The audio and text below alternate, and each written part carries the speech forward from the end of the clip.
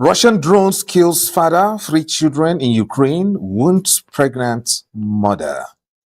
Zimbabwe cabinet approves plan to extend Nagagwagwa's rule till 2030.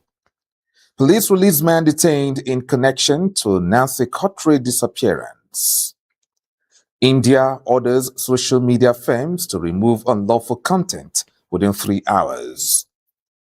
Good afternoon. Welcome to the World in 30 Minutes on Politics and Business Television. I am Omike Joseph Matthew. Many thanks for joining us. Details of this news stories and more come your way right after the short break.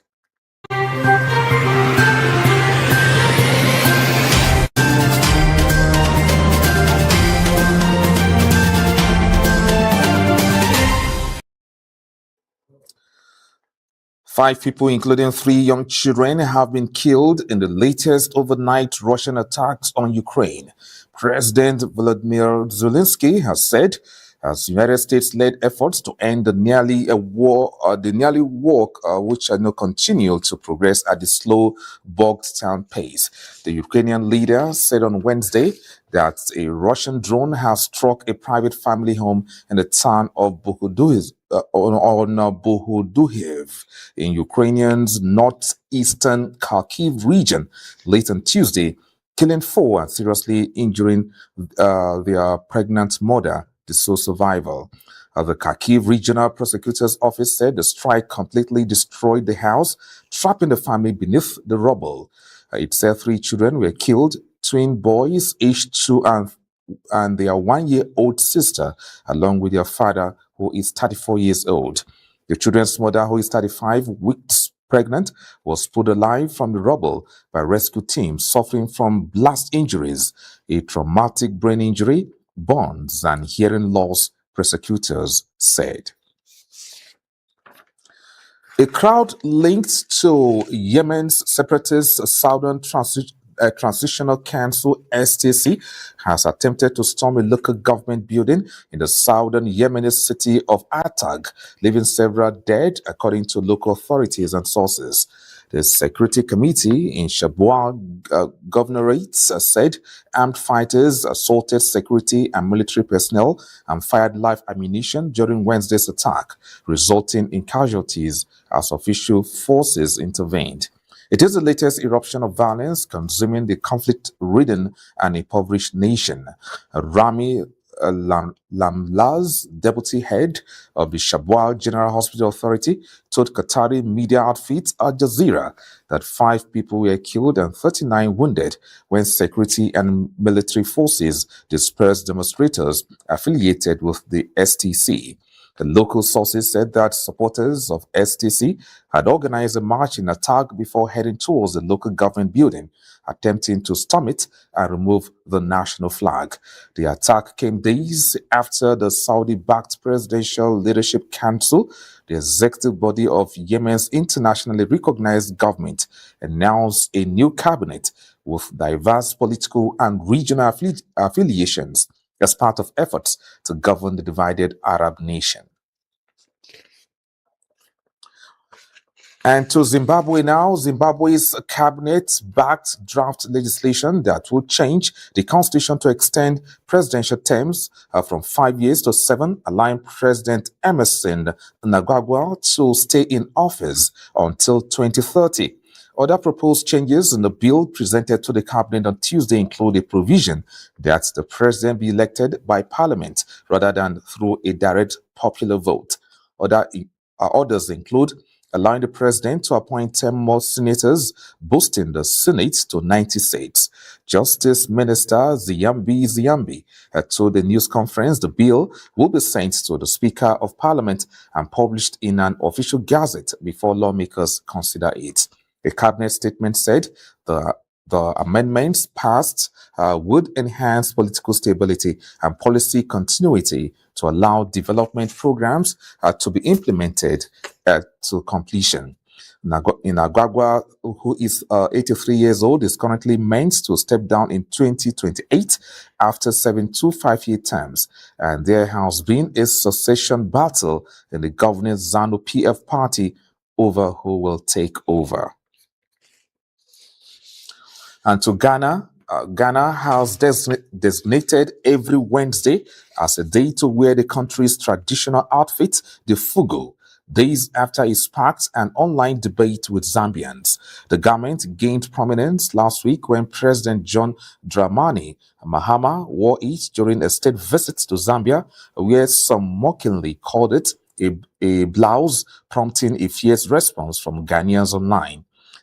Ghana's Minister for Tourism, Abla Zifa, said on Tuesday that wearing the outfit every week will help project the country's identity with pride on the global stage.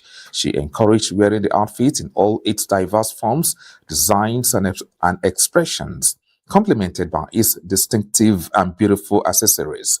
The fugu, also known as batakari, is a traditional northern Ghanaian top made from hand woven narrow strip of thick cotton fabric stitched together to form a structured poncho style garment. It is worn by traditional leaders in northern Ghana as well as ordinary citizens, as is a symbol of royalty and authority. Guthrie, CBS News, has reported. After taking the man into custody at a traffic stop, police searched his home in Rio Rico, south of Tucson, Arizona, sources familiar with the investigation revealed. After his release, the man, identified only as Carlos, told reporters outside his home that he did not know who Nancy Guthrie was. Guthrie, 84, was adopted from her home near Tucson more than a week ago, sparking a widespread search and desperate appeals from her family. You're still watching The World in 30 Minutes live on Politics and Business Television. Still to come, Russia urges calm amid Pakistan-Afghanistan border clashes. Do stay tuned.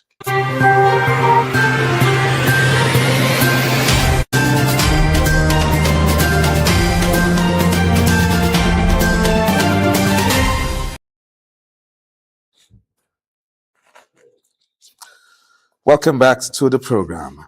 And now to India. India has introduced new rules that make it mandatory for social media companies to remove unlawful material within 3 hours of being notified, in a sharp tightening of the existing 36-hour deadline. The amendment guidelines will take effect from the 20th of February and apply to major platforms including Meta, YouTube, and X. They will also apply to AI-generated content. The government did not provide a reason for reducing the takedown window, but critics worry the move is part of a broader tightening of oversight of online content and could lead to censorship in the world's largest democracy with more than 1 billion internet users. India has introduced new rules that make it mandatory for social media companies to remove unlawful materials within 3 hours of being notified, in a sharp tightening of the existing 36-hour. And to our next story,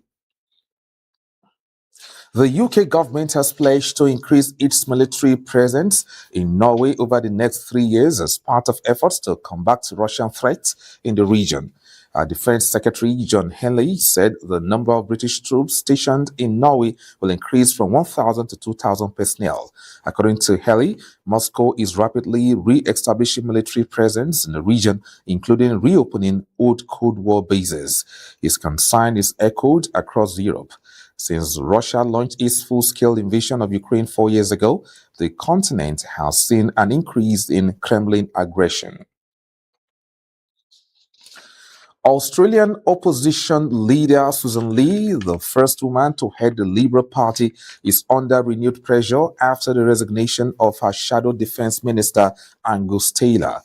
His resignation paves the way for an unexpected leadership challenge. Local media say he has long been plotting to oust her. Lee narrowly defeated Taylor in a leadership contest last year after her party's worst ever election loss. But since then, she has been plagued by poor poll numbers and infighting among the Conservative Liberal National Coalition. The coalition, a partnership dating back to the 1940s, has twice split and reunited under her leadership, further undermining her tenure. Taylor, from the conservative faction of the party, as opposed to Lee's moderate wing, on Wednesday announced he had quit the party leadership team, though he would continue to serve the Liberal Party. And to the United States, once more, job growth in the U.S. picked up last month, gathering pace after the weakest year for new jobs since the COVID-19 pandemic. Employers added a greater than expected 130,000 jobs in January, helping notch the unemployment rate lower to 4.3%, the Labor Department said. The figures could help ease fears about the health of the job market after last year's sharp slowdown, as firms wrestle with changes, including major cuts to government spending and an immigration crackdown. The U.S. added just 181,000 jobs